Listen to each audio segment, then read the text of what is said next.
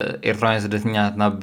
ማዓስከር ብሓፈሻ ኣይተቐበሎን ደሎ ዝም ብዬ ሳስበው ከግብጽ ጋር ተመካክረው በአሰብ በኩል እንገባለን ብለው ለሚሉት ሃይ ሲአይኤ ምስቲአይኤ ዝሰርሑ እዮም ዝብሎ ዘሎ መወዳእትኡ ከም ዝተኣሰረ እዩ ተገሊጹ ዘሎ ዝግለሰብ እዚ ንራዳ ደብሉ ክዘለፍ ትኸይዶ ካልእ ሰብ ክንሓትት ሰላም ከመይ ትኾኑ ጋይስ ካፍ ኢሊን ሎም ማዓንቲ ካብ ሰበለይ ትሕሶ ተመይስና ኣለና ላይክ ምግባር ጀምሩ ኣዛ ቪድዮ ለትስ ጎ ኣብዚ ኣስከረይኩም ብዛዕባ ኤርትራውያን ስደተኛታት ኣብ ኣዲስ ኣበባ ኣብ ዝሓለፈ ውሕዳት መዓልትታት ናብ ማዓስከር ክኸዲኦም ወይ ማዓስከር ክኽፈተሎም ተባሂሉ ብመንግስቲ ኢትዮጵያ ዝወፀ ሓበሬታ ነይሩ ብኡ ኣመልኪቱ ኸ ነዚ ትሪእዎ ዘለኹም ፖለቲከኛ ናይ ኢትዮጵያ እንታይ ይድብል ዘሎ ብዛዕባ ስደተኛታት ዝተፈለየ ሓሳብ እዩ ዘለዎ ስለዚ እዚኣ ከስማዓኩም ኤርትራ ስደተኞችን አባላ ወስዶ ለማስፈር ቢደረገው እንቅስቃሴ በጥንቃቄ ቢታይ የተሻለ ይመስለኛል ስለዚ ብሓፈሻ ኣይተቐበሎን ደሎ እዚ ብዛዕባ ናብ ኤርትራውያን ስደተኛታት ናብ ማዓስከር ኣደነው ሽሙ ፀዊዕዎሉ ንሱ ካልእ ግን ናብቲ ማዓስከር ወይ ናብ ዓፋር ቦታ ክኸዱ ዝብል ዘሎ ነገር ሲ ብጥንቃቐ ክረአ ኣለዎ እዩ ዝብል ዘሎ ዝም ብዬ ሳስበው ከግብጽ ጋር ተመካክረው በአሰብ በኩል እንገባለን ብለው ለሚሉት ሃይ አቀባበል የሚያርቅ በስደተኛ ስም የገባ ኤርትራ ወታደር አባላ ወስዳችሁ ታሰፍሩ በአፋር በኩል ጅታይ ዝብል ዘሎ ኤርትራ ዲ ወላ ብሓፈሻ ብዓሰብ ንዝኣቱ ሓይሊ ማለት እዩ ንኢትዮጵያ ንዝወሩ ማለት እዩ ኣደነ ናይ ባዕሉ ሓሳብ እንዲ ደለዎ ግን ዳሓን ንኢትዮጵያ ዝወሩ ብዓሰብ ዝኣቱ ሓይሊ ምስ ግብፂ ተመኺሮም ማለት እዩ ንዕኦም ኣቀባብላ ዝገብረሎም ኤርትራዊ ስደተኛ ወይ ካኒ ብኤርትራዊ ስደተኛ ምኽንያት ዝኣተወ ናይ ሻዕብያ ወታደር ኣብቲ ዓፋር ተቐምጥዎ ኣለኹም ማለት እዩ ስለዚ ንዕኦም ክሕግዞም ማለት እዩ ብዓፋር ብዓሰብ ንዝኣተውሲ መቐበሊ ዝገብረሎም ሰብ ኢኹም ተዳልውሎም ዘለኹም እዩ ዝብል ዘሎ ልክ በሽሬና በሁመራ በኩል እንዳደረጋችሁ ሁመራ የሚዋጋው እኮ ደባርቅ የነበሩ ኤርትራ ስደተኛ ልክዕ በቲ ብሑመራ ዝገበርኩሞ መቐድሚ ሕጂ ማለት እዩ አደነው አይናይ ይሄን ረሳችሁት ይሄ ሻዕቢያ እኮ የኤርትራ ስደተኞችን አባላ ወስዳችሁ የማስፈር ዓላማ እንዳላችሁ የተናገራችሁ ነገር በርግጥም እውነት ከሆነ እውነት እላችኋለሁ ያ አባላ የሚሰፍረው የኤርትራ ስደተኛ ከአሰብ ለሚነሳው የኤርትራ ጦር ወረራ ለሚፈጽመው የኤርትራ ጦር አቀባበል የሚያደርግ ቡድን ነው በቃ ነቶም በዓፋር ወይ ካብ ብዓሰብ ዝኣቱ ወተሃደራት ሻዕብያ ንዕኦም ዝቕበሎም ወይ ከዓ ንዕኦም መቐበሊ ዝገብረሎም ሰባት ኢኹም ትገብርሎም ዘለኹም ኣብኡ እዩ ዝብል ዘሎ ስለዚ ኣብ ዓፋር ምኻዶም ኣይፈተወን ወይ ከዓ ስንድ ካምፕ ምኽፋትኡ ኣይፈተወን ማለት እዩ ሄደህ እዛ የምታጃጅለውን አጃጅል እና ስደትና ከስደት እኔ የምላችሁ ስደትና ከስደት መላሽ መስሪያ ቤት ኢሚግሬሽን መስሪያ ቤት የአደጋና ስጋት መስሪያ ቤት ኢሰመኮ ምናምን በሙሉ እንግዲህ የባንዳና የሲአይኤ ቅጥረኛ የተሞላ መስላል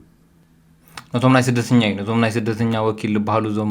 ኢሰመኮ ዲዩ ካልእ ዝባሃሉ ብሙሉኦም ናይ ሲአይኤ ምስቲአይኤ ዝሰርሑ እዮም ዝብሎ ዘሎ ነቲ ናይ ስደተኛ ብሓፈሻ ናይ ሬፊጂ ካምፕ ዝሰርሑ ኢሰመኮ ንሶም እዮም ብሓፈሻ ስለዚ እሶም ይኹን ካልእ ናይ ኢሚግሬሽን ዝሰርሑ እሶም ናይ ሲአይኤ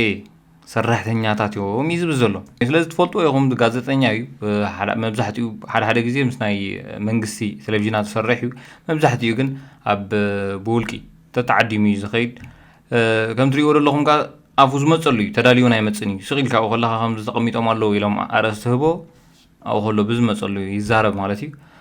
ስለዚ ሓደ ግዜ ፅቡቅ ክመፀሉ ከሎ ብቲ ናይ መንግስቲ ቴሌቭዥን ንሓደ ጎስጓስ ክግበር ከሎ ኣብኡ ሓደ ጎስጓስ ይገበር ተዘይኮይኑ ግን ከምዚታት ክኸውን ከሎ ግን ሲሉ ብግምት ይዛረብ ማለት እዩ ስለዚ ኣደነው ዝተዛሪቡ ኢልካ ድመፅእ ለውጢ የለን ግን ብምንታይ ዓይኒ ፖለቲከኛት ናይ ኢትዮጵያ ብምንታይ ይጥምቱ ኣለዉ ነዚ ናይ ኣብ ናይ ማዓስከር ወይ ካብ ዓፋር ምቕማጥ ናይ ኤርትራውያን ዝምልከት ብምንታይ ይጥምቱ ኣለዉ ዝብል ንምርኣይ እዩ ነዚ ምፅአዮ ማለት እዩ ካልእ ኣብ ዩቲዩብ ከምኡውን ኣብ ፌስቡክ ማንቸስተር ናይት ላይፍ ብምባል ወይ ከዓ ለይቲ ኣብ ማንቸስተር ኣብ ከባቢ ናይት ክለባት ይኹን ካልእ ቦታታት ብምኻድ ኣብ ነብሱ ካሜራ ብምግባር ጎደናታት እንዳዞረ ድስእል ሓደ ግለሰብ ነይሩ ዩቲዩብ ነይርዎ ከምኡውን ፌስቡክ ማለት እዩ ስለዚ ማንቸስተር ናይት ላይፍ እዩ ዝብል ነይሩ ትናቱ ኩሉ ግዜ ኮንተንት ዘቕርቦ ማለት እዩ موداتو خمس تأثر يتقليد زلوا زقلة سبزي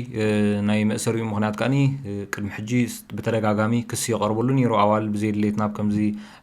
عينة يوتيوب شانل اتينا خمسة اتينا بمبال بزح كسي قربوا لني رو موداتو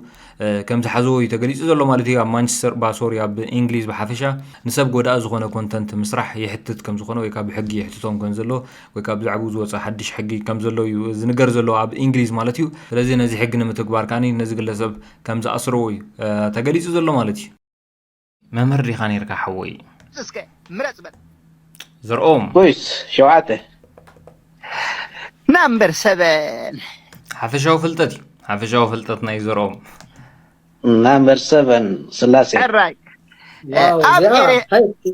انت Are you بتملس ready? لك هذا يس اي ام ريدي اوكي اب اريترا دحرنا طنت نمجمريا استسرحت فيلم من تبال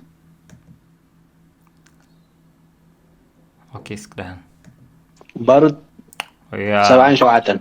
قميت ويا يعني أخي. سيلة غم انويس نغيب زودي حرق بلو بقول ترقى بيلا لك عندي قد بتملس لك وين بل مرت عندنا اوه اوكي سلسته بزح توتادي نمبر 3 اب ባህልና ካብ መጎጎ ጣይታ ነውፃሉ ስፈን እንታይ ይበሃል ستة ستتا ወጊ ሒዞ ድኾፍ ኢሉ ምሳና ሓድር መርገም ፅሩይ اوه اوكي 1 5 ቁጥሪ ሓደ ቁጥሪ ሓሙሽተ ብሓንቲ ግዜ نو اي مين 15 ወይ 15 ወይ ሂዳ በቂልካይና ሰንቢትካና ሕራይ መጀመርያ ንዓለምና ዝኮለለ ባሕረኛ መን ይበሃል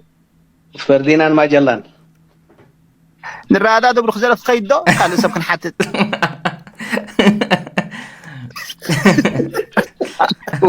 نرى ምረፅ በል شعته ትሽዓተ ዋጃት ሓቲታ ነይራ ግን ድሕር ምናልባሽ ደይ ነርካ ክትኮን ስለ ትኽእል ክንሓተካ ኢና اي نبرت نازيان اي قراتت راي سمعي ሕራይ ዝበረኸ እምባ ኣብ ኣፍሪቃ መን ይበሃል كليمانجارو እንታይ ዲኻ መምህር ዲኻ ነርካ ብሩክ ዘርኢ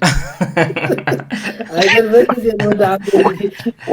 ወታታ ይብሉ ንዓባ ትፈሎም ነቶም ካልእ ብሩክ ዘርኢ በል እስከራ ممهر يعني يرجع يا يبلي